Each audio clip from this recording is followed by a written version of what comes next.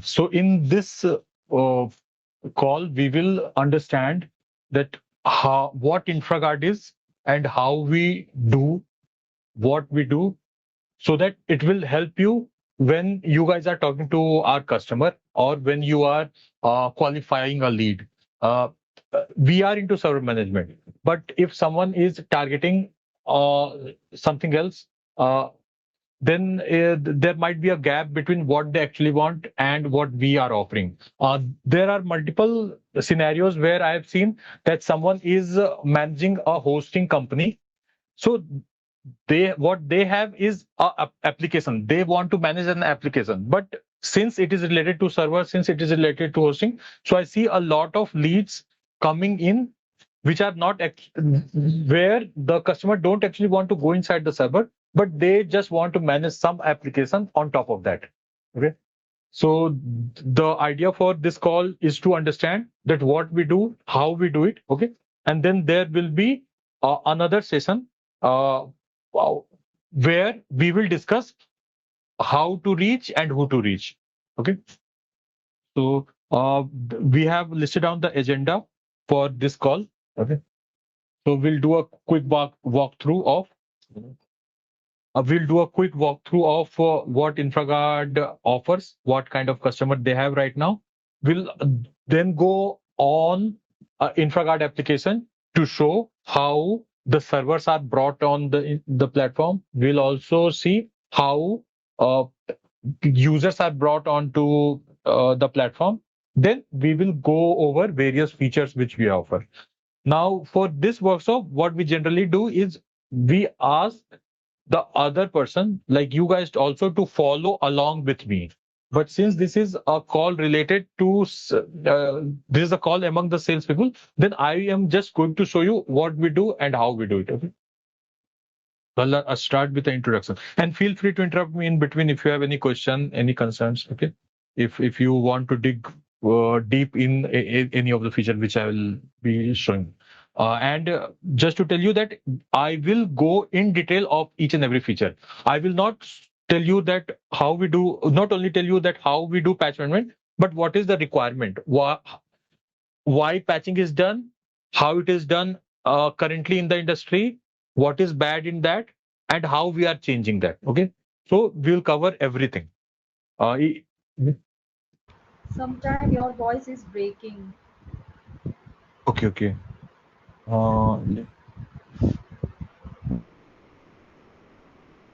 Uh, is it breaking for everyone? No, not for me. It's loud and clear. We can hear you, Kaslet, clearly. Okay, okay. Sangeeta, can you check your internet, like if you want to switch connection or something?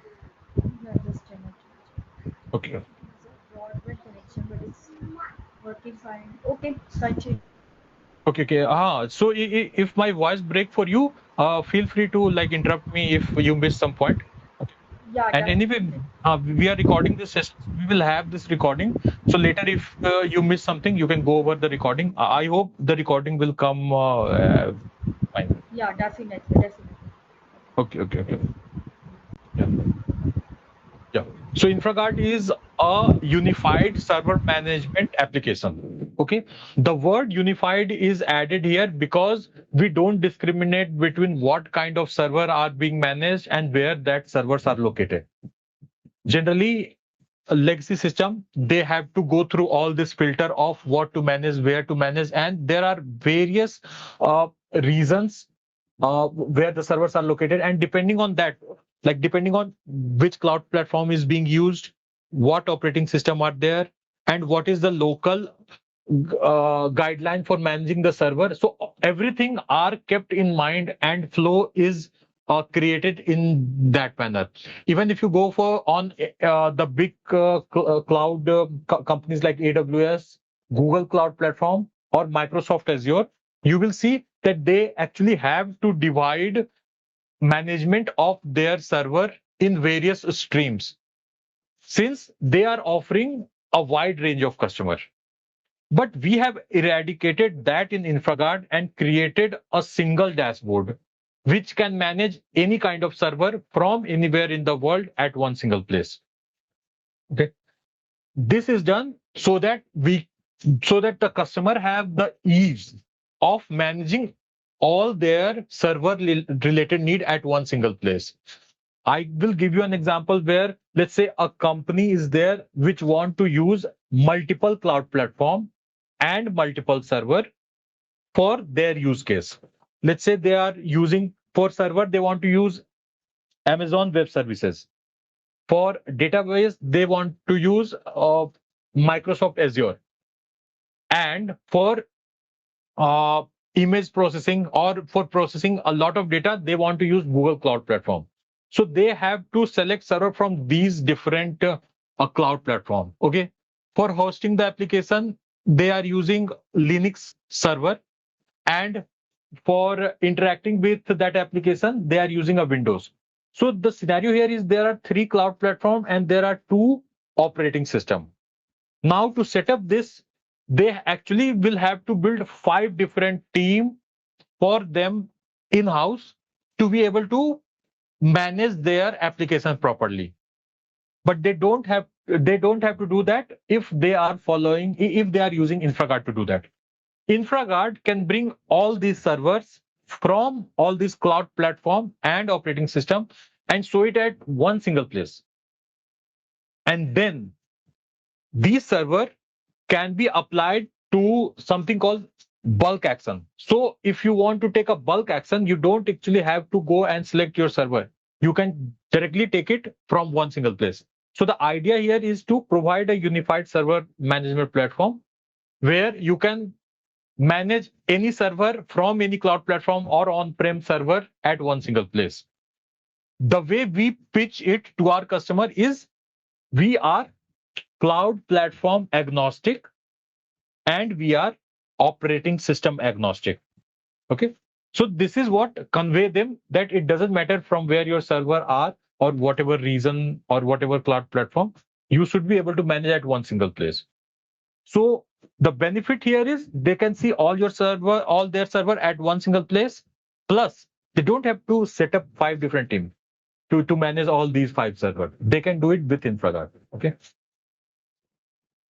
So InfraGard offer a unified server management platform, right? Then the another feature of InfraGard is to be able to automate standard operating procedures. What I mean by that is once your server is onboarded onto InfraGard, we have created a whole lot of flows to be able to do your complicated task by click of a button. Okay. So before building InfraGard, we were managing server for other companies like other managed service providers are doing right now. So basically, the way servers are being managed right now, once we were doing the same thing. So we were in managing server business. Okay. When we saw the problems which are faced by us while managing those servers, we came up with a flow. That flow basically enabled that if there are set of a step which are repetitive, then we created an automation around that. Okay. We were able to do that for multiple clients and we could successfully perform all those actions by just running a command. When we built InfraGard, we kept all those processes in our mind. Instead of running command, we provided a user interface. So on InfraGard, if you click a button, there are some steps that will get performed. Now those steps are called standard operating procedures. You just have to click a button to execute 5 actions, let's say, to perform one action, to perform one task. Okay. So if there is a way to, if there is a way to perform an action by repetition, we are able to, one second. Uh,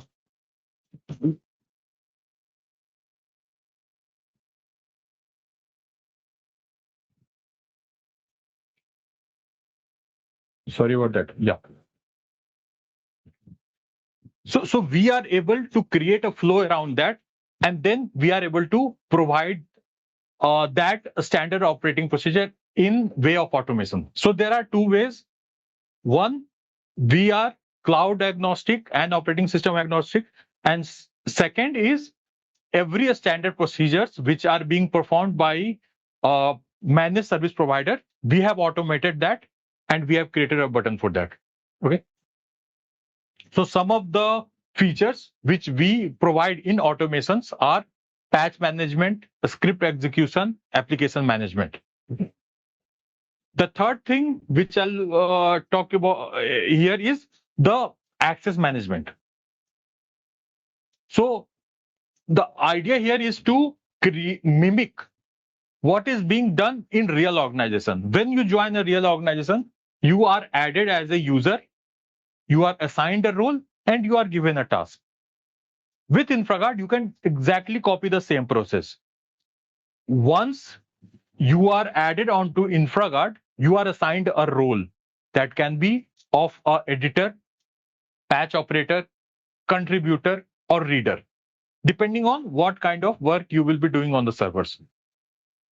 Then you are assigned a server or a company on which you will be working on. So that next time when you come, you will see only those servers which you are supposed to be working on, and you can do only those tasks which you are supposed to be doing. You cannot see any other server. Those servers are still there and can be viewed by your colleagues. But if there is you are not working on those servers, so you cannot see. And then there are some advanced feature. If you are not supposed to be doing that, then you cannot see. You cannot do that. Okay. So these are the three key features on which we approach a customer and we try to talk to them, because the actual pain areas are around these only. Either they are not able to manage access, or they are not able to operate smoothly, or they are using multiple cloud platform. Okay. And they want to manage all their cloud platform at one single place. Apart from that, we are also ISO certified and SOC 2 Type 2 compliant. There is one certificate, there's one certification which is missing here, and that is PCI. Okay. We are also advanced technology partner with AWS. Right now it says select technology partner, but we are advanced technology partner. He meant that we also have PCI certification, which is not mentioned in this slide. The PCI is already covered in InfraGuard. Yes. Okay. Yeah. So that was the introduction of InfraGuard. Now the working, and this is going to be one simple way of telling you that how InfraGuard interact with any kind of server if it is onboarded. So every request that originate from InfraGuard to client server is authenticated first. There is no open channel between InfraGuard and the client. There are two benefits to that. One, the agent which is installed in the client server is not always active. If you are not using InfraGuard, the agent is dormant and it is not consuming any kind of memory or CPU. Another thing is, every time you need an information or you want to perform an action, the request is authenticated first. So if there is a problem with one of the keys, that is not going to persist for the next request. If someone gets a key for one of the requests by some way, then in the next request, if they try to do something, that key is going to be invalidated. Okay. So every request from InfraGuard is authenticated first. Only if that key is proved to be correct, then InfraGuard can go on and request for any data or action. Okay. So the way InfraGuard interact with the server is via an agent. So every server which is being managed on InfraGuard is installed with an agent, It is an open source agent, and that is the industry standard. Like that agent is being used by top player in the industries, okay, throughout the world. Now, this is the summary of what we do via InfraGard. Okay, so like I said that for multiple cloud platform. Okay, so like I said, for multiple cloud platform, one platform is sufficient to manage all of their server, and that is InfraGard. And then via InfraGard, users can perform various server operation like server management, patch management, access management, security audit and logs, and operational policies. Now, the chances are less that you will be actually talking about these to your customer, but to be able to understand that, and when you approach your customer, to have a backing for what you are talking about. So basically, whenever you will talk to your customer, you will have a knowledge base to support your argument if there is a conversation about that. Okay. So we'll go over all of these features, but let us jump into jump and see how servers are brought onto InfraGard and how users are brought onto InfraGard. Okay. Once we do that, then we will go over each of these features and we'll show you what is, first of all, the definition of, let's say, if we are talking about patch management, we'll go over the definition of patch management. Okay.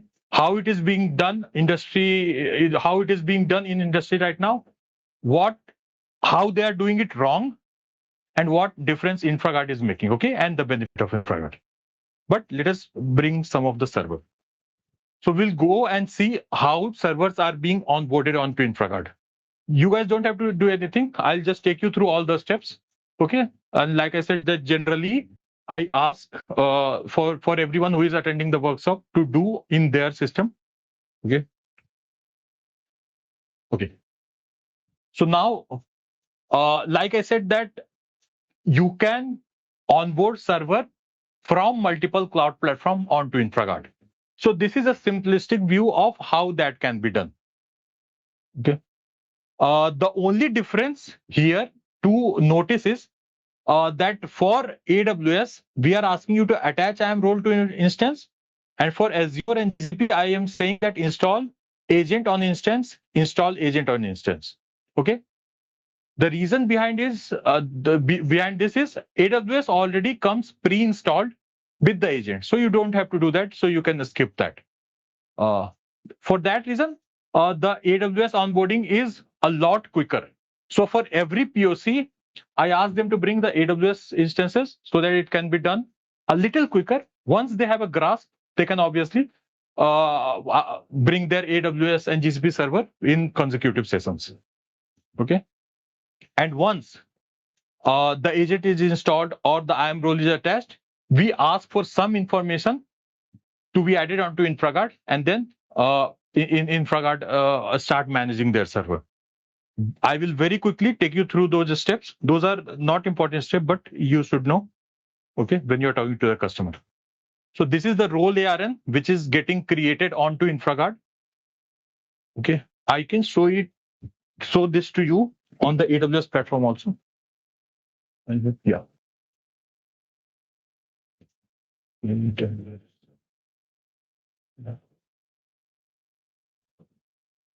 Yeah. So this is how actual role ARN looks like. Okay. So once this role is created with sufficient policies, this will look something like. Okay. So it is the same role which I showed you on AWS platform. Once this is created, you can attach these roles to the instance which you want to manage. Once you have attached this role, you will be prompted to add this information on InfraGard. Okay. Once that is added, Now your server is ready to be managed on InfraGard. You can manage them by creating project on InfraGard, right? Then you can manage it by going to individual server. Here I have created two projects, Instagram Scrapper and Bastion server. Okay. The idea is to bunch your server in group to take bulk action. Okay. Now this is how you onboard your server onto InfraGard. Like you create an IAM role, you attach that IAM role to the server, and then you put that information on InfraGard. Now your server have onboarded onto InfraGard. Let us talk about adding a user onto InfraGard. Like how will you add your colleagues onto InfraGard, right? Adding user is as simple as adding user in any SaaS platform. Basically, you click on add user and then users are added. Once the users are added, you can assign them roles and companies on which they will be working on. This is how it will look like. Like once you put user information, the role which is listed here is editor. Okay. Once that is done, you assign them various server in which they will be working on. Okay. So this is how users are added onto InfraGard. Okay. So we covered three topics. One was introduction, what we do, why we do, then how server can be onboarded onto InfraGard, and then how users can be onboarded onto InfraGard. Okay. We will go through all these features that InfraGard have to offer. Now, this is the part where you can pay attention to understand what we do, why we do, and how we are better from rest of the world. Okay. If you have any question, feel free to ask me right now. Then we'll move on to the various features which we have to offer.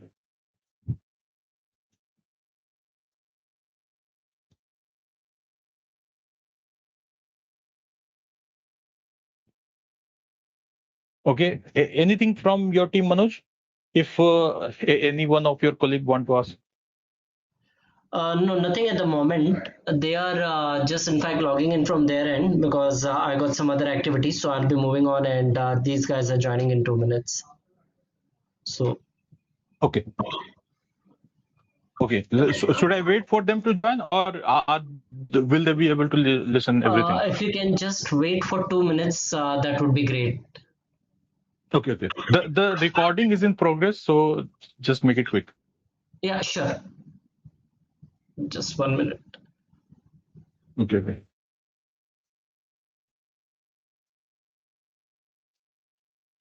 Sani, Sangeeta, if you guys want to ask anything from these steps, okay, feel free to interrupt.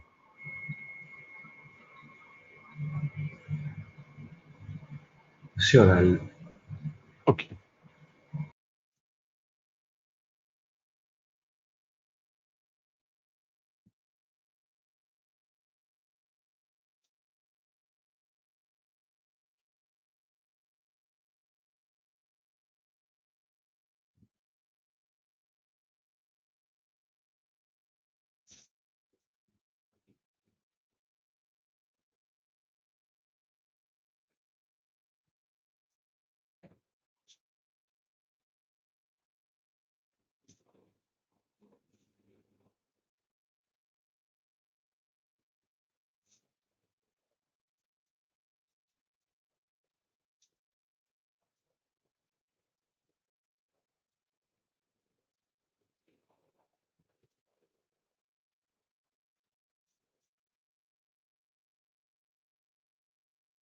Manoj, we're ready to go. I think they would just require a few more seconds. Okay. Moment, I'll check.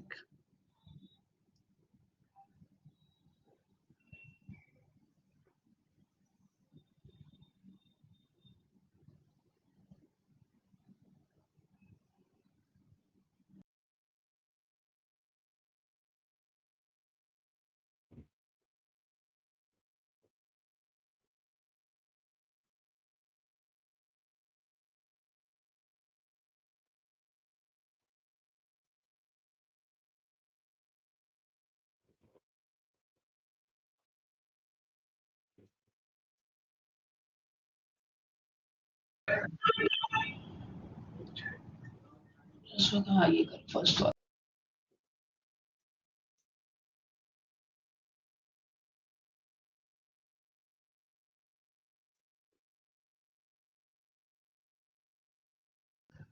So yes, I think they have joined. Soham, you able to hear us? Yes, yes, I can hear you. I hope they are also able to hear me.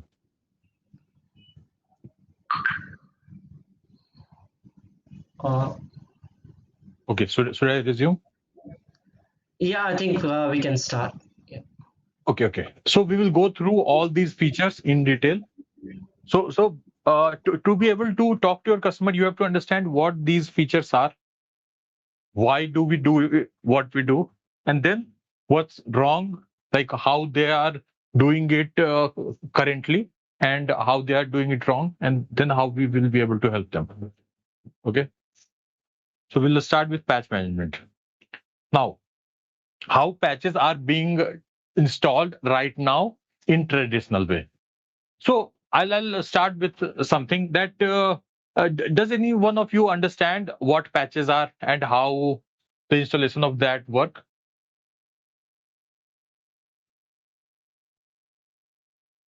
Okay, I'll give you an yeah. Someone want to go? No, Kishle, please. Okay. So basically, I'll tell you that patches are a, a small snippet of code which we apply on top of existing code base. So let's say you have an application which code for which code is written, but you want to make some changes to a specific part of that application. So you apply patches to that. Patches are a small snippet of code. Basically, you will add your code to the existing code, and then the features will change. If you are using a smartphones, you will see for a Okay, lot of yeah. to explain that in simple terms, so all of you are having your laptop, desktop, or whatever, right? Yeah. Yes. Right. So every day or every week, you get a prompt from your whatever operating system you may be using. Say install later tonight and restart. Right. Do you get that, or do you remember that? Yes. That is patches. All of that, what you do are they are operating system patches, or some applications that you have installed are being patched by your operating system. Now, this is a problem on your machine. Think about an enterprise who is running 15,000 machines, and their application servers are running on it, and there are enterprise application, their financing application. So enterprise uses servers two way. One is every employee will have a laptop or a desktop that they will be using as, and that is called workstations. And the other is which is sitting in the data center, and they will be and data center servers for enterprises or even small company, they will be sitting somewhere in the data center. These days you will hear that servers are running on cloud. Now when you run an operating system or a server on cloud, the problem that you faced on your machine, that every day you get a prompt saying, do you want to install those upgrades now, or do you want to remind me later tomorrow or the day after? Right. So if that kind of not if but that also happens on all the 10,000 servers that the enterprise is running in the data center, but there is no one person who own that particular enterprise server or 10,000 server that the enterprise is running. Typically every enterprise will have a operations team who manage those servers, and when they manage, it will be like 10-20 people team managing 1,000 servers, right? And in that case, imagine how big the problem is, that all those 10 people need to keep checking all those 10,000 servers every day, whether the updates are happening or not. On your personal machine, you may decide to install these patches tomorrow or the day after, depending on what you are using your machine. But for the enterprise, they have policy for installation of patches, and those policy need to be compliant with a lot of regulations like ISOs or PCIs or HIPAA or any kind of a regulation, depending on which industry that enterprise is operating. And those are patches, right? So InfraGuard is helping manage the enterprise patches for all those machines which are running in the data center or on cloud through our platform. Make sense? Okay, great. Yeah. Yeah. Now these companies to manage those patches properly, there cannot be a lag between the release of patches and then installation of patches, because that creates a gap. And if there is a vulnerability, that can be exploited in that gap. So as soon as the patches are released, the company will try to install those patches as soon as possible. This is generally done in a maintenance window. So for banks and all, you might be receiving an SMS saying that our servers are going under maintenance on this day from this hour to this hour. So what they are basically doing are they are installing patches or other activities sorry, which is done to make their server secure. And patching is going to be must in that scenario. So so to do that, company right now what they do is they will keep an open eye on if there are new patches which are released, and then they will want to install those patches. So right now in the traditional system, they have to keep an open eye that are those patches released or not. If they are released, then they should be installed immediately. For this reason, Microsoft have decided a mechanism also that is called Patch Tuesdays. So basically, what they do is they release all their regular patches on Tuesday, so that companies can have their maintenance window on Tuesday, so that they stay in sync. Now, these kind of mechanisms are done just to reduce the burden or reduce the gap between patch release and patch installation. Okay. InfraGard can fix that immediately, which I'll show you in the coming slides. Okay. So basically, the traditional way is to release the patch, and then once the patch is released, they will need to get it approved from their client that these 13 or 14 patches were released, should we install it or not. Basically, what Prashant says was that they also have to keep on the compliance in their eyes while they are making changes in the server. So if a patch is released and if it is changing or if it is messing up a compliant server, that should not happen. So when a patch is released, it is checked for compliance. Then a backup is taken for the patches. Then once the patches are approved and are proved to be no, these patches can be installed. Actually, there is an engineer which sit in front of all those server, goes inside the server and install those patches. Right? This process is manual. There are a lot of error which takes place, and if there is any problem which is found, then they have to go on and check for solution, and then they are able to do that. So the traditional way is looking for patches, getting it approved, installing it manually, and then sharing the report to the client. Now the problem with so in summary, this is how traditional patch management work. Okay. A new patch is released, then a ticket is created, then everything is done manually. The maintenance, scheduling, installation of patches, and then the client is informed about the solution. Okay.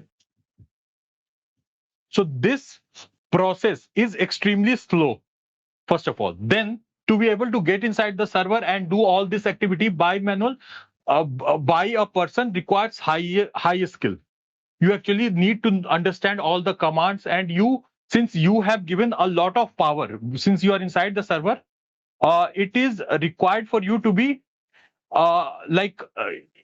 you cannot afford a mistake once you are inside the server. Okay.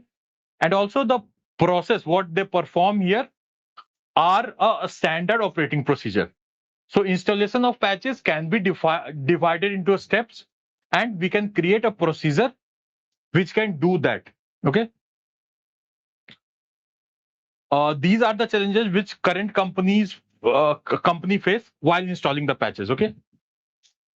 So since they are, like Prasad mentioned, that there are going to be a lot of server on which this have to be done.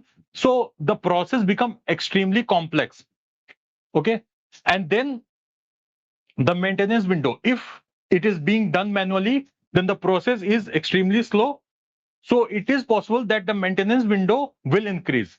Like I said, that if you get an SMS from your bank that maintenance is being performed on your bank server, if the maintenance window is more, it is going to affect their customer, right? Then to reduce these manual work, what they do is they install patches in bulk. But if there is a compliance issue, they cannot actually install patches in bulk. They will have to do it. They will have to pick patches from from a bulk of patches, and then they should be able to install that. Okay. InfraGuard solves all of these problems by providing a patching dashboard to their client. Okay. So this is how InfraGuard patching work. Now, if you see if you see in the center, you see action, right? Now, the patching action can be performed in two different ways. One is from patching dashboard, another is automated process. I will go over these two processes and show you how InfraGuard is able to fix all the problem which were listed before, okay? But before patches are to be installed, those patches are validated first from the client. So the first step is visualize, second is action, and yeah, that's it. the two steps only, okay? So basically, while visualizing, InfraGuard gives you a dedicated dashboard to see all the pending patches at one single place. You do not have to go inside each and every server to see what kind of patches are pending to them. When it comes to taking backups or any actions which are associated to patching, InfraGuard provide you a way to do that also in bulk. So basically, the difference is on InfraGuard, you click buttons, and when you do patching like in traditional way, you have to go inside the patch each and every server and do it manually. Okay. So from patching dashboard, you can pick what to be installed and what not to be installed. You can filter patches of what kind of filter patches by categories to see what kind of patches to be installed. And then you can install those patches immediately from that dashboard. Okay. So in the previous example, which Prasad mentioned, that for your server, if patches comes and then there are 5 patches, but let's say if you want to pick to install only 3 of them, you cannot do that. They only ask you to, okay, install the patches, yes or no. If you want to do that, you will actually have to go into the control panel and see what was released, how to do that. And you can like imagine the trouble you will have to go through by selecting all those things. I have not seen any person going inside and checking what was released and what Microsoft is asking us to install. But this is required when you are doing it on enterprise level. They cannot afford to install anything blindly. For that, they need this mechanism where they should be able to look at each and every patches, select what is required, reject what is not required, and do it in a time crunch manner. Now, if you do it manually, it is simply not possible. Like, you cannot do it. They are trying, they are committing mistake, they are extending the maintenance window, and everything is being done in a way that they do the minimum part.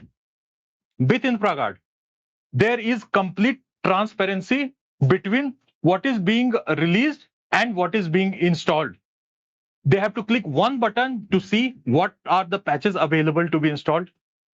They can cherry pick each and every patches right from the dashboard, and then they can click on install to install those patches.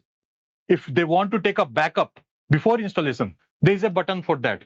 If they want to download and share the pending patches, there is a button for that. If they want to see what are the installed patches are, there is a button for that.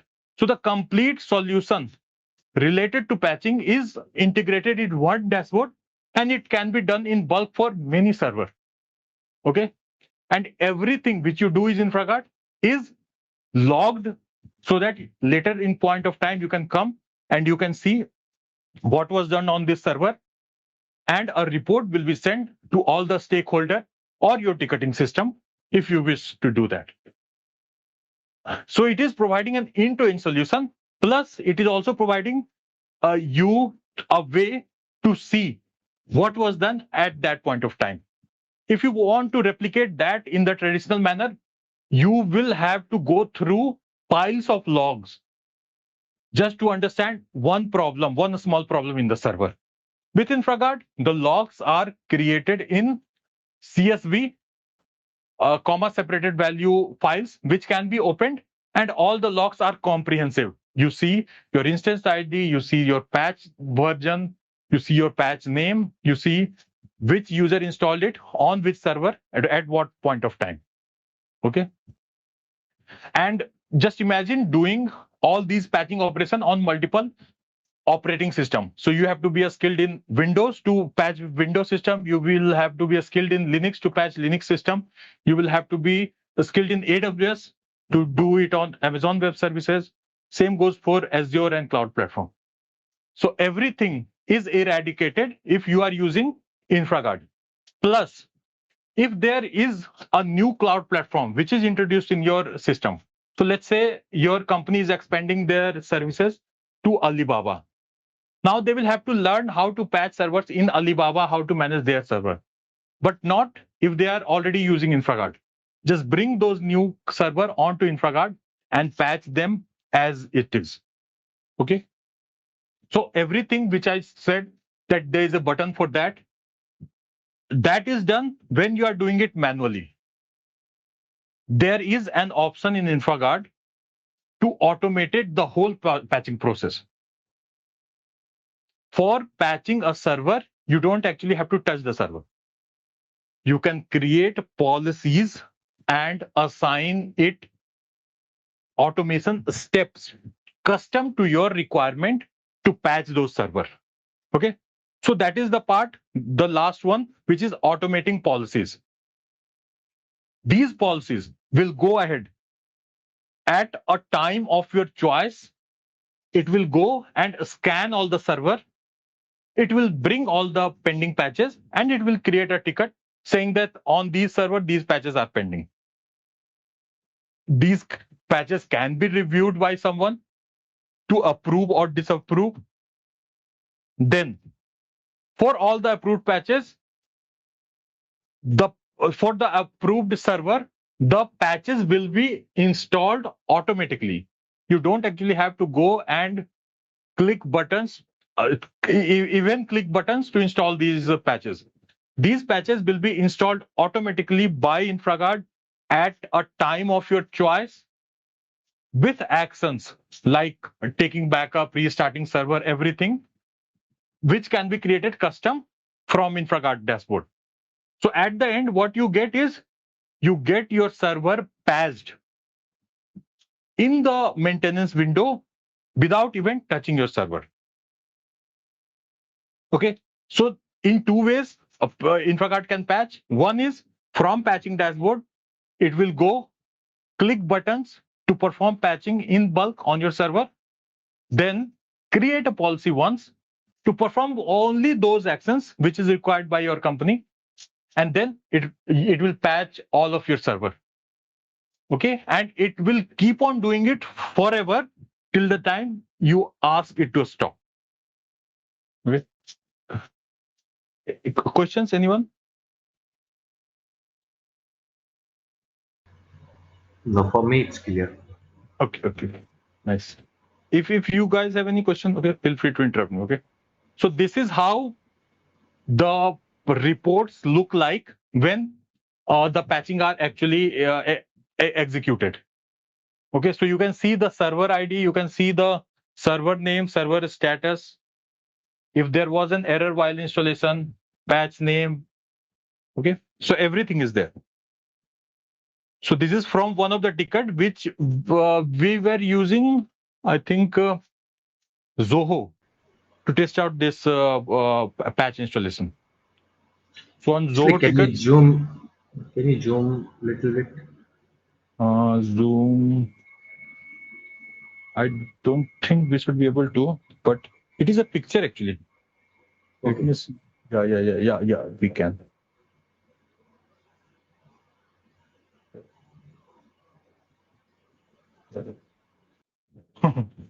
One second.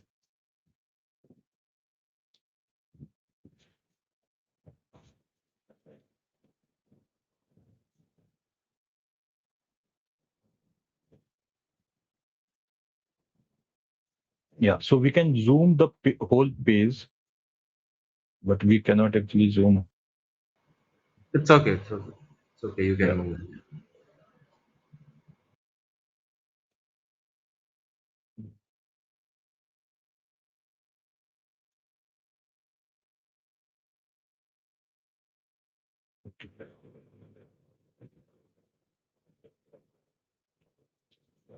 Yeah. So this is the report, and I'll be sharing this presentation with you guys if you want to take a look at it later. Okay.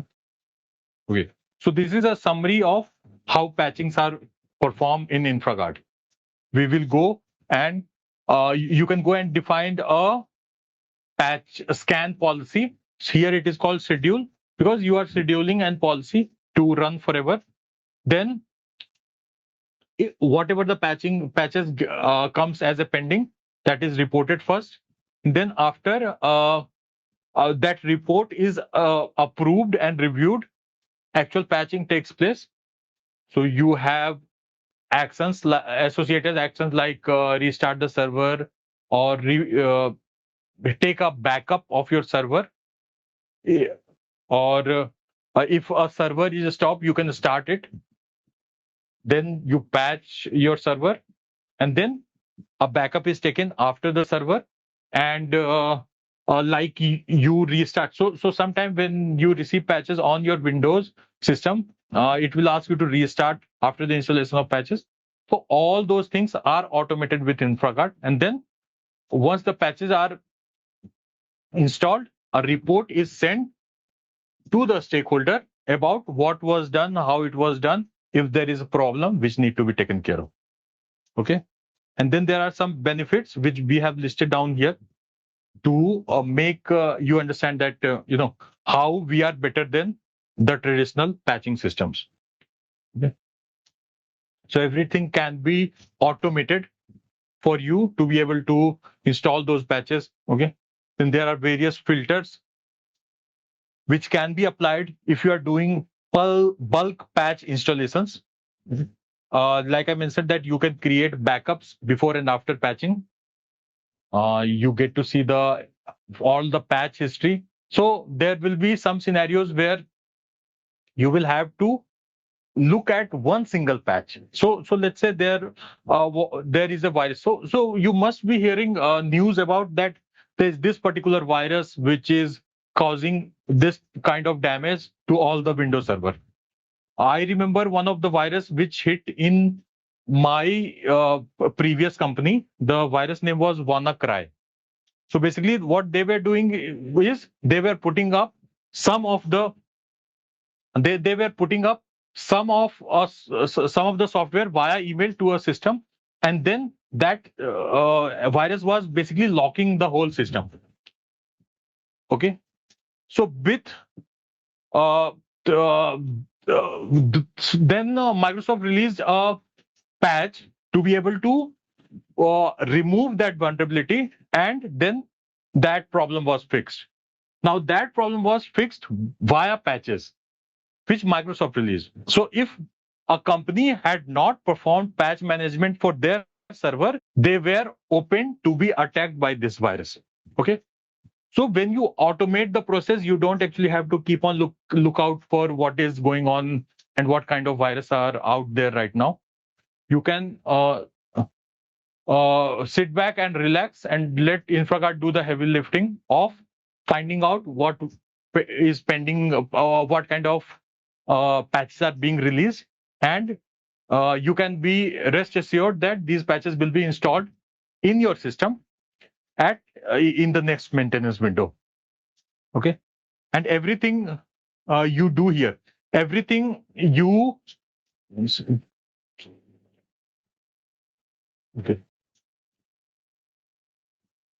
Yeah, and everything which you do on InfraGuard, either you do it manually or you do it via automation, is reported, and the reports are kept forever. So you can go back in time and see what was done if you are looking for some particular virus. So for WannaCry also, the clients ask for that particular patch which fix that WannaCry virus, that are these patches are installed in your system or not. So for that, we will need these reports to be able to access that, okay, this particular patch is applied in on the server. Okay. Now we will move on to key and access management.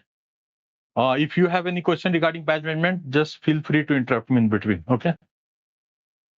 Now key and access management are a flow where you give access to your server to our client will give access to their server to their colleagues or to their team. Okay. The idea right now, which is prevalent in the system, is either they are giving full access to the server or no access at all. This is being done by providing SSH keys or RDP password. Okay. So basically, they are giving the keys to the server, which will open the server up for everything. Now, there are some steps which you want Think about the problem here, the access and key management. Again, going back to the same analog which I shared earlier, like an enterprise may have 10,000 servers. A medium size possibly will have 1,000 servers. Small ones will have 50, 200 or 200 servers. Now, they have 10 people, 20 people, 50 people managing all those servers. Now, consider a company with 1,000 servers and they have 20 people team managing it. So on all those 1,000 servers, we have these 10 people will have access created. So either if it is a Windows machine, they will access using RDP, which is remote desktop. If it is Linux server, they will access using SSH. Right. So these are only the two ways of logging into the servers which are in the data center. Now, imagine out of these 10 people in the operations team, 2 people have left and 2 new people have joined. Now, when 2 people left, their access need to be removed. The username which was created for those 2 users need to be removed from all the 1,000 servers, which is a massive task. Imagine like you going to each server and then removing the user ID and then going to the other server, removing their user ID and then going to the third server. So you have the remaining 8 people in the team will have to do that 1,000 times. Right. And that is one problem which we solve here in InfraGuard, and that is under key and access management. The other problem is when 2 new people join. When the 2 new people join, their username also will need to be created on all those 1,000 servers.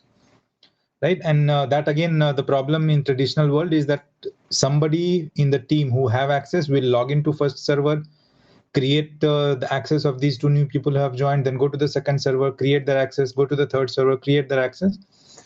And in InfraGuard, we can click a button and create user IDs across all those servers. And then other thing which is important is that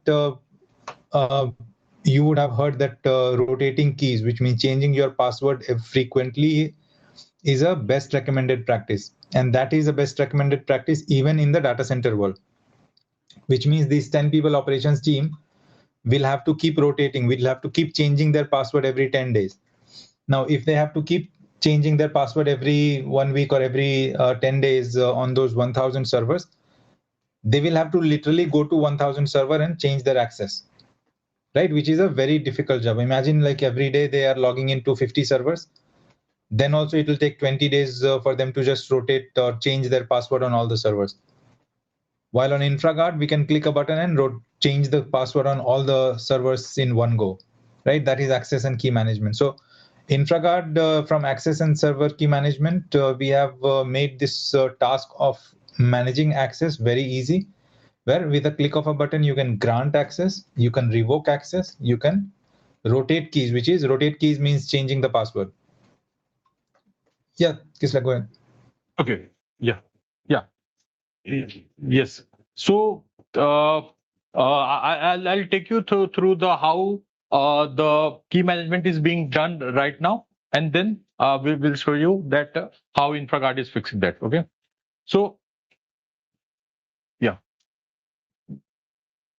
yeah. So as Prashant was mentioning that for managing the server, you will actually need a RDB or SSH keys, right? When you are entering into your Windows laptop for your work, the password which you require is the same password which is required in the data centers also. It is just that it is being done remotely. Like the actual system is sitting somewhere else, and you are logging into those server from a system which is in front of you. Now, that is called RDB, remote desktop. And then SSH is doing the same thing from terminal for Linux server. So if you want to get into a Linux server remotely, you do a SSH access. Okay.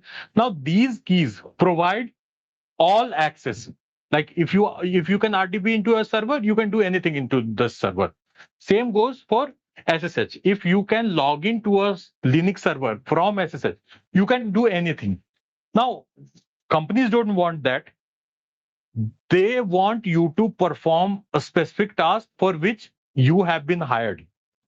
And opening up the whole server for you is risky for them, right? Now, one problem is that. Another is when you are given a password, that password stays active for till it is removed. I'll give you an example of, let's say if you are sharing your desktop with someone and then you change the password. So that will stop the other person from accessing that desktop, right? So one second. Yeah. So the idea here is to keep the server system, keep your server safe by giving them access to only what they are supposed to be doing. Okay. And then revoking access when they are not supposed to be accessing the server. Okay. Now there are various scenarios in which companies operate currently all over the world. It is like every company will have their own flow in which they want to provide access to their colleagues. So it's not like that one model fits them all. You have to have a different flow in which you should be able to satisfy a company. Now for that, InfraGuard have built 3 different flows to satisfy their customer. But before going to that, let us first see how the traditional way is managing their key. Okay. So basically, the main problem which is here is keys are not managed. Like Prashant mentioned that if a new person joins to a company, you want to give them access immediately, but again, you want to remove access from someone who is leaving the company. And in big organization, this happens very frequently. Like there can be 50 people every day who is joining and 50 leaving. So you cannot go to each 50 server, each thousands of server and add this 50% and remove the previous 51. It is just not practical. For that, they maintain some sort of way to do that. Now, these key management ways are not centralized. It is still manual. They are maintaining some chart, or they are maintaining some user management system to be able to do that. Right? But again, problem here is these are, first of all, not maintained properly, not centralized. Plus, these are not automated. That is the main problem, which makes it slower to implement these rules in the big organization, right? So there is no centralized way to do that. And then these are not automated. Now, because of these 2 problems, it opens a lot of loopholes. So if there is a key and if it is not attended, then it opens risk for that company. If someone leaves an organization and it is not removed immediately, that create a problem for the company. Okay.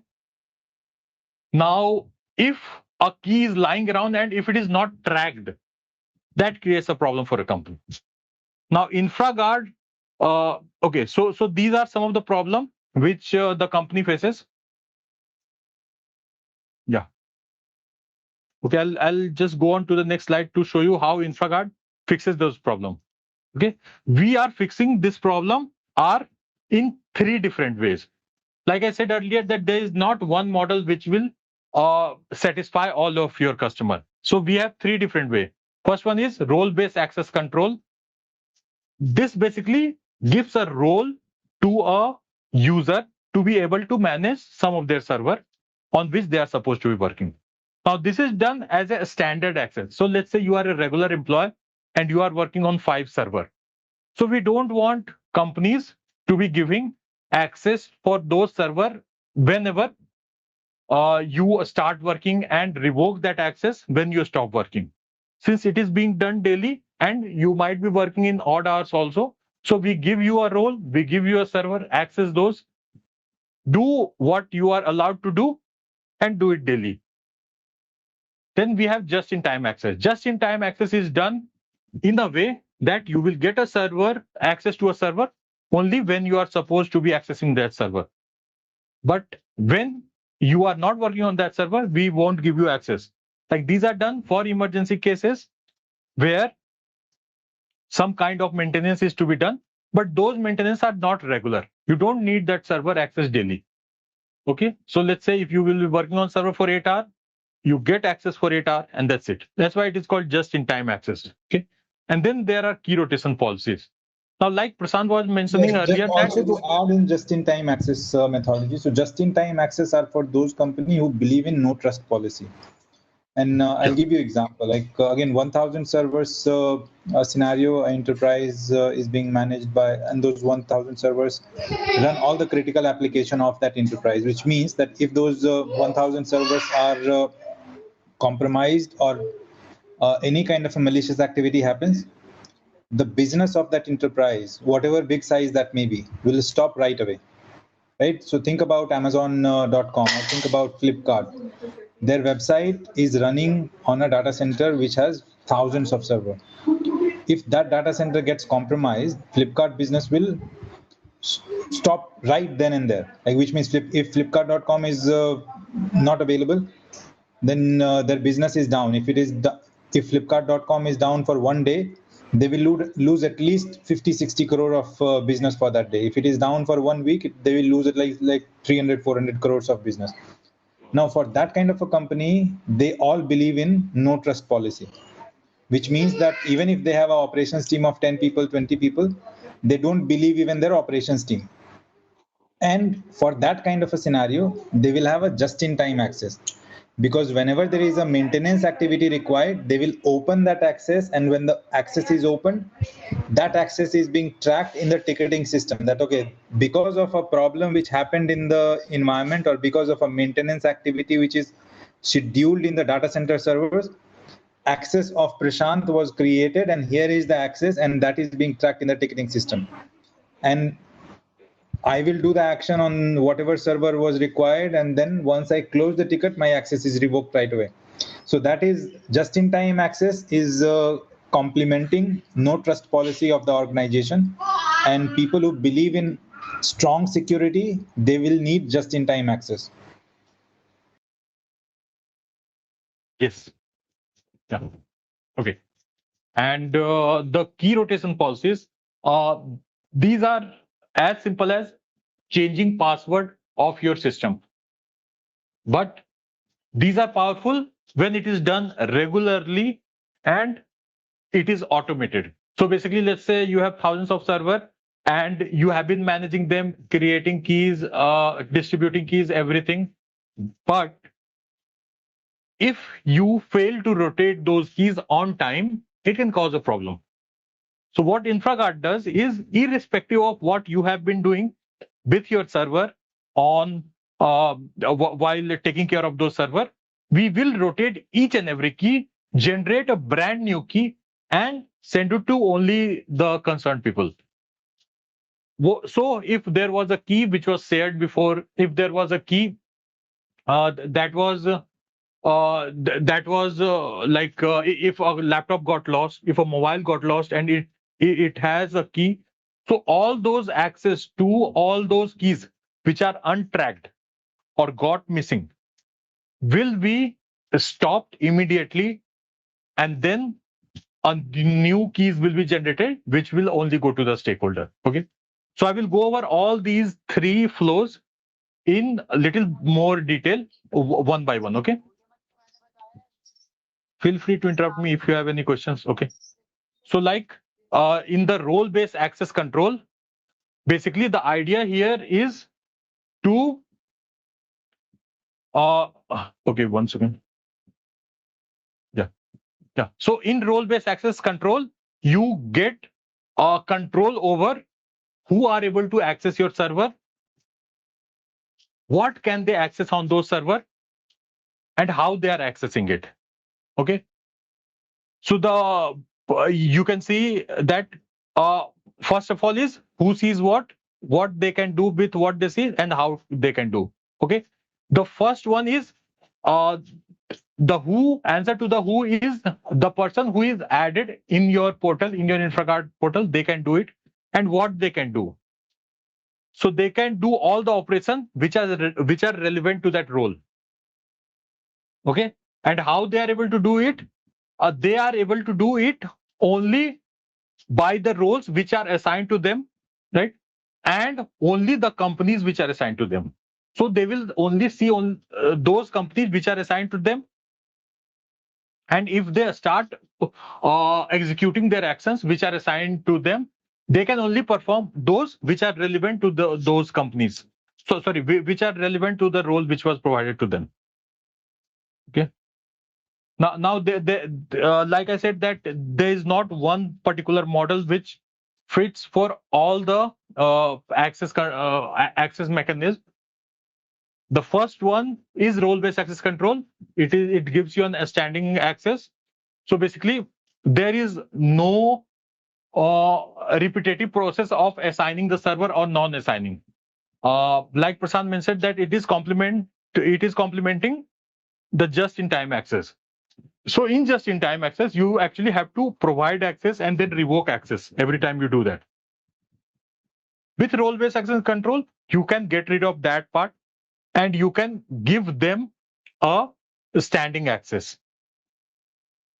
This saves time, this saves cost, this saves effort. But the risk here is that a person have access 24/7.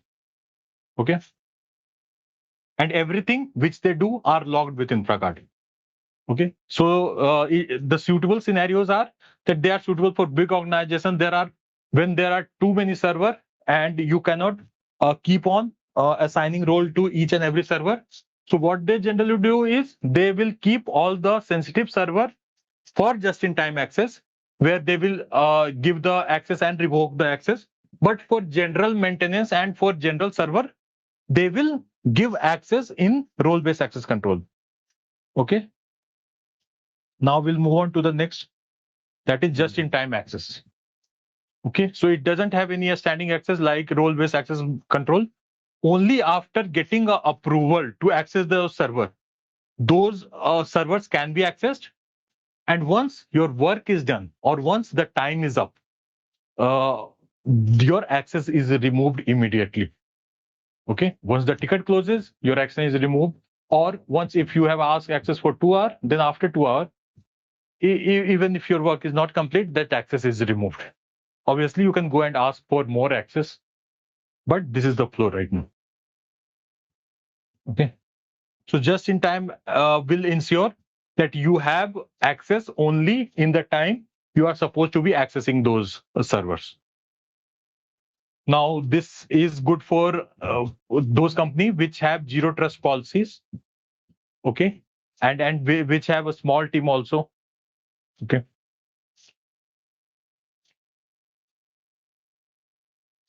Yeah. Now, if your company gets a lot of ticket all the time, providing role-based access control is a better idea than doing this. But again, that will open to a risk. So the idea is to understand the company's requirement, how they are managing their ticket their keys right now, and then provide them with one of the solutions which we mentioned. Okay. Now the key rotation policies are rotating keys regularly, irrespective of what you are doing in your server. So it's like simply changing the password. You can do it for your own laptop also. If you have given the password to someone, and if you don't want them to access, just change the password and they won't be able to log in. Okay. And if you change your password regularly, then let's say if you have missed the password of, or if someone have known the password or someone have copied the password, they won't be able to access that. The same thing is implemented here. We are doing it by automating the process where InfraGuard will change the password of all your server. The server number can be in thousands also. So let's say a company is managing 10,000 server. It is not possible for them to change the password of all 10,000 server every 15 days. But with InfraGuard, they can do that. Okay. And it is custom, so you can set it up in a way which you want to on the day and time when you want to. The change is so granular that if a server is being accessed by 5 people, InfraGuard have the ability to send the rotated key to these 5 people separately. It's not that the keys will be rotated and sent at one single place and then someone will have to distribute it. So InfraGuard will actually, with InfraGuard, you can actually choose that password of which user to be rotated and where to the password is to be sent. Okay. Yeah. But to be able to implement these policies, there need to be an approval, because these are changing the password of all the organization server at once, and it will make them dependent on InfraGuard. So basically, these policies are implemented for all the companies, but the implementation is in a way that it have to be get approved by the top management, and only then it is implemented. Okay. Yeah. So these are some of the benefit for managing keys and access. So like Prashant mentioned earlier, that the servers are mentioned from SSH and RDB. So if you change your SSH password, then SSH violation will stop at that moment only. Okay. Okay. Now we'll go to SOP automation. So SOP automation is basically standard operating procedure automation. So right now, what you saw are ready-made solutions which are being implemented via InfraGuard to a company. So there is a solution for patching. Click button and patching will happen. For create a policy, patching will happen. There is a solution for key management. Click button, the keys will be rotated. Or create a policy, the patches will be rotated automatically after some interval of times. But there are many other tasks which are done by a server management company. Now, these tasks are not a standard task which can be implemented on any companies. Okay. Patch management, yes, it is a standard task. Key management, a standard task. But a different company have different needs. Someone is using a particular kind of server, and they want their server to behave in a different way, which might not be similar to other companies. So for that, we have created a standard operating procedure automation. So based on your need and requirement, you can create your own automation. Right? Now, here, we will let you automate create a flow and automate with InfraGard for all your server. Let us see how traditional automation is working right now. So in traditionally, you will have to actually, if you want to automate something in your server, you will have to actually go to each and every server and create an automation there to be able to perform repetitive tasks. These are done via script, and a cron is placed in each and every server. You have 10,000 server, you will actually have to visit all 10,000 server to deploy a cron, and then that will run repeatedly, right? With InfraGard, the same thing. It doesn't matter if it is 5 server, 5,000 server, or 10,000 server. With 3 clicks, you can deploy a cron like that in all the servers. So scalability can be handled with InfraGard.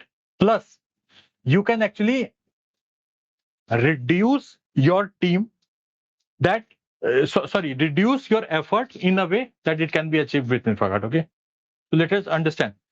In traditional way, if a cron has to be deployed, you have to create a script, then that script is reviewed, then that script is deployed, and then every time a person is leaving an organization which have deployed something, some script like that, they have to make everyone understand that what they did. There is no knowledge base of such which is automated. Basically, either they have to create a documentation or they have to give sessions when they are leaving the company. Okay. Now, these are the problem for automation which are being faced in the current scenario. Okay. So whatever is being done when automation is created is not visual to everyone. The only person which is working on that automation can see that, and they can choose to disclose that data or not disclose that data when they are passing on this knowledge, when they are giving this, when they are leaving the company. Everything is done manually by going inside each and every server. Okay, compliance, when they are to be handled, they are also to be handled manually. Now, there are many requirements which require multiple complicated steps to be performed. And since they are all done manually, it causes a lot of, it opens a lot of loopholes which are not actually tracked while you are making those changes. Okay, and it is done different for all cloud platform and all operating system. Okay, so basically the skill gap is also there if you are adding a new kind of server or new kind of cloud platform. Since all of these are being done manually, the efficiency is slow and it might take months to actually implement a proper cron in your environment. Okay. With InfraGard, we are solving all of these by giving you a standard operating procedure automation dashboard. Here, you can actually create a knowledge base for your company. So the idea here is to create, so to store everything which is repetitive. You can create a knowledge base by getting, first of all, creating a script which is relevant to your organization only, then getting it reviewed, getting it refined.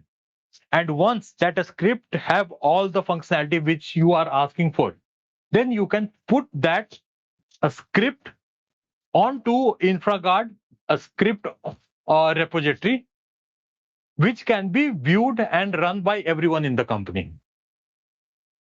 I will give you an example for that. Like, let's say if you are adding, let's keep it simple. If you are switching on an application in one of the server, okay. So to do that, there are 1,000 different ways on internet which claims that they are correct, and you can switch on the application by that. If you go on to just a Stack Overflow, you can find thousands way to do the same work. Now, none of these ways are wrong. It is just that there will be only one way which is relevant to your organization. There are 1,000 different companies. Every company have their own way to perform a particular task. But you need not to go through all those 1,000 commands, but you have to select the one which is relevant to you, your company, and you have to extract that or create that and put it here. The same thing is being done with the script repository, where you create a script, you get it approved, and you put it here, so that rest of your team can reuse only that script when they are performing an action. When that company which actually have created the script, when they leave the company, they don't take that script away with them. They don't have to actually sit down and disclose all the script which they have been using. Everything is added onto InfraGard, and everything is right there with the description of what they do. At any point of time, if you want to see what kind of scripts are being used in your company, you can come to the a script repository and see that what kind of a script is built and what they do. If you wish to run this script on 5,000 server, you have to click 3 times from InfraGard. But just imagine running a script on 5,000 server from manually. You will actually have to go through all 5,000 server, and you will have to ask for keys, get approval for your access, and then putting those scripts in the server and then running it. With InfraGard, it just takes 3 steps. Everything which you run here are documented, and a report is generated for each and every script on each server, and then that report is sent to you via email, so you can review those reports to understand if the script ran was correct or not. If there is a problem, that will be listed in the report which is sent to you via email. So if there was a success, if there was a failure, if there was failure, then why it failed. We will also give some suggestions to rectify that problem. Okay, now these are all done in 3 clicks. That's it. So let's say if there are 10,000 servers, and if 5 of those servers are having problem, you don't actually have to go to each and every server to identify which 5 of those are problem. Just run a script, take the report, and see for yourself, identify for yourself that which 5 companies are a problem. Okay, so the effort is extremely the effort is brought to minimum, and the scalability issue which generally company faces when as they add more server, they have to deploy more resources, they have to bridge in the skill gap. Everything is reduced by creating an automation of their own. Okay. Yeah. Now the script management was a way to do your script execution manually. You can also choose to run a script by choosing to automate any of those scripts. Simply import a script to the script management policy and run it at any point of time whenever you wish it to run. Okay. The idea here is to do it in bulk and do only the approved script which are already added to a script repository. With InfraGard, you cannot bring in your own script and automate it by putting it in any of the server. You can only import those scripts which are already added to the script repository if you want to create an automation.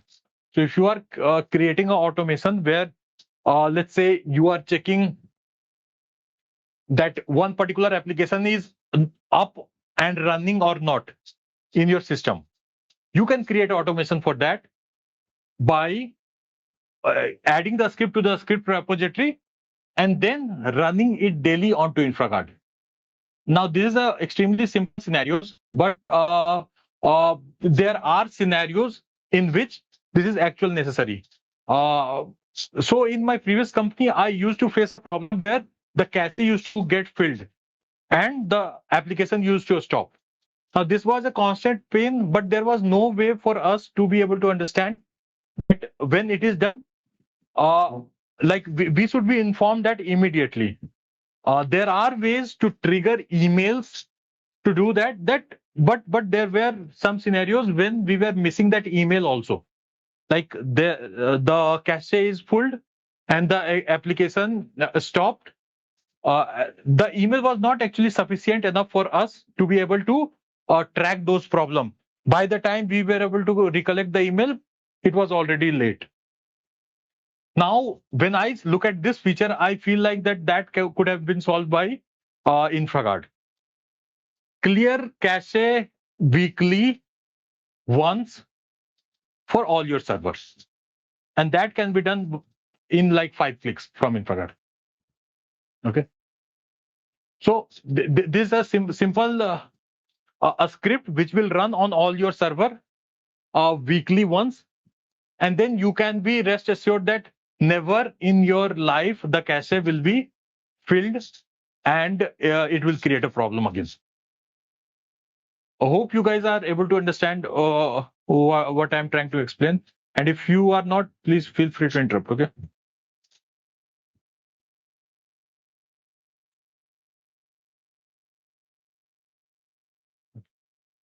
Sir, I just had a doubt, like, how do the technician guy runs the script? Okay, so sorry, what? I'm Soham, so that was my question. Like, how do the Okay. technician run the script, and then he gets what? Then he knows that what are the problems. Okay, so they will do it from InfraGard. They will log into the server from InfraGard, go to the, okay, so let me just show you real quickly how they can do that. Okay. So this is the application which I will take you through in the next session. This is the application. You go to a server, demo server Windows. You run a script here. What I was talking about was about a script repository. So you select the script, select all the server, and click on run a script. So it will do a bulk run in all the servers on the server. And this is the email address where the reports will be sent. Does that clear what you asked? Yes, sir. Yes, sir. Okay. Thank And you, then you can also have a script management policy. So it can be recurring. So let's say every 7 day, you want this particular script to run. I'm just taking one's normal script. Okay? So this script will run every 7 day on any of the server of your choice. Okay. Yeah. So like I showed you, simply like I clicked 3 buttons and I was able to about to run a script in bulk. But try doing that with a cron. Try doing that by going inside the server, and it will create huge lags, huge problem, and it will also open it for all the manual error which can come. Okay. Yeah. So these are the benefit of creating a script management policies with InfraGard. Okay. The bulk operation are extremely easy and quick. You can create your own script and add it to the automation. You can do it for multiple clouds. Basically, it doesn't matter which operating system or which cloud platform you are using, and everything is logged. Okay. Yeah. The last one is the script instance state management. Okay. This is done to switch off your server when you are not using. Like in your organization, like in Aniro also, there might be some test server on which you test what InfraGard is capable of or what InfraGard can do. it is possible that those servers are switched on and you forgot to switch it off. Now, for that, generally what companies do, they will maintain a spreadsheet, like who switched on the server, who switched off the server, all those things. Then someone have to actually go and navigate on the cloud platform that who actually left the server switched on. With InfraGard, you can create a policy to switch off all your server at one point of time, save the cost and save the hassle of tracking it also. Okay, now this is how it is being done manually. Like they are being tracked on an Excel sheet. You will have to investigate who switched it on, who switched it off, who launched it, all those things.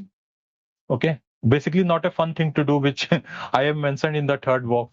It is actually very boring. Okay, switching on is fun, but switching off is not. Okay. So these are the difficulties. It is like there's this joke going around that who want cold water, then who want to put the the normal water in the fridge. So everyone want the cold water, and no one want to put the actual to put like normal water in the fridge to get it cold. So you can take that scenario here, that switch off everything which is not being used right now, basically to save cost. That is the top priority, because you wouldn't believe, like in big organizations, there are like 300 server, 400 server. They are being launched for testing scenarios, but they are left on because it remains unattended. And then there are I'll show you data in the next slide, that how much money can be saved by just switching on those server which are switched on for no reason at all. Okay, so this is how these servers are switched off when they are not being used. Just create a policy, attach that policy. What we do is we switch off all the server at 8 p.m. We expect everyone to be done by 8 p.m. with all the testing which they are doing. So we will just go and switch off the server at 8 p.m. so that we rest assured when tomorrow, when everyone comes, they will see server switched off and we have saved all the money which was to be created in the night. Okay. Yeah. So the data shows that 65% of average cost saving can be done by switching off the server. Because when you are testing out a application for, let's say, a load testing, so you might have to understand that how many server will be required for you to be able to sustain what kind of load. Okay. Even when we are testing our application, we have to launch hundreds of servers to see that what amount of server can be managed by InfraGard. If those servers are left unattended, they are going to incur a lot of cost, because the actual application doesn't take a lot of server to run, right? It is to make sure that our application will be up and running for thousands of server. We actually have to test in that scenario. And if we don't take care of those servers which were launched for testing, it is going to incur cost. And it is also a general good habit to be able to switch off the server when it is not on. Okay.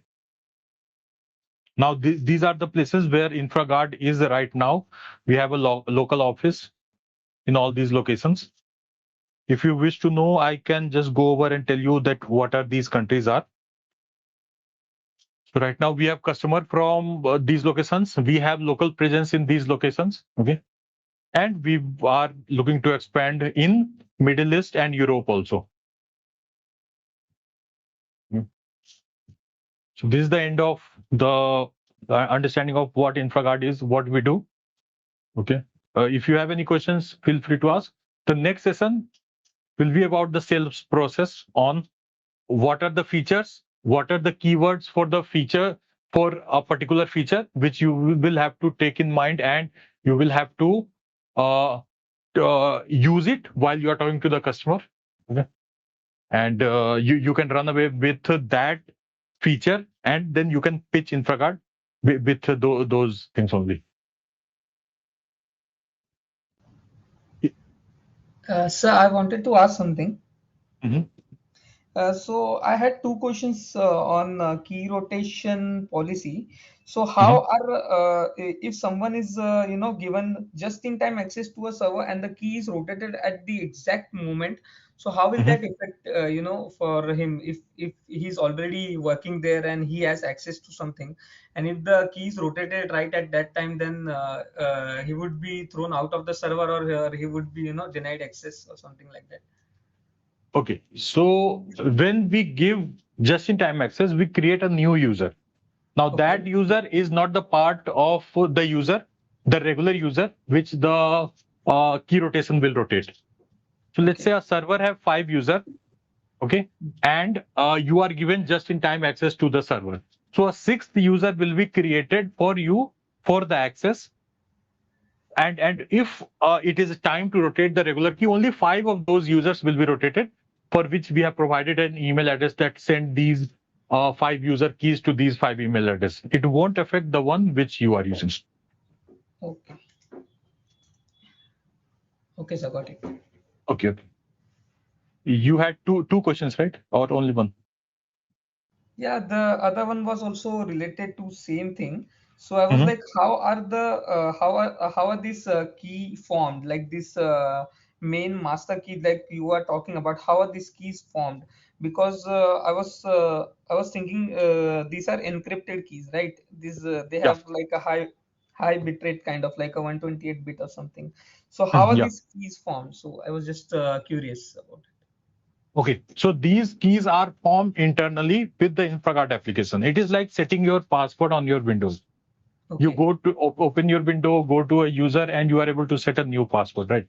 By entering the previous one. And then, so in the same way, these keys are formed by us in InfraGard, okay?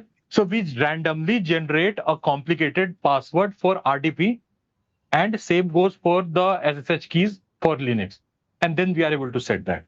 Now, these keys are not stored with us. These are generated and sent, generated, set for the operating system, and then sent directly via email to the user. Okay. Okay, sir, got it. Okay. I will just stop the recording.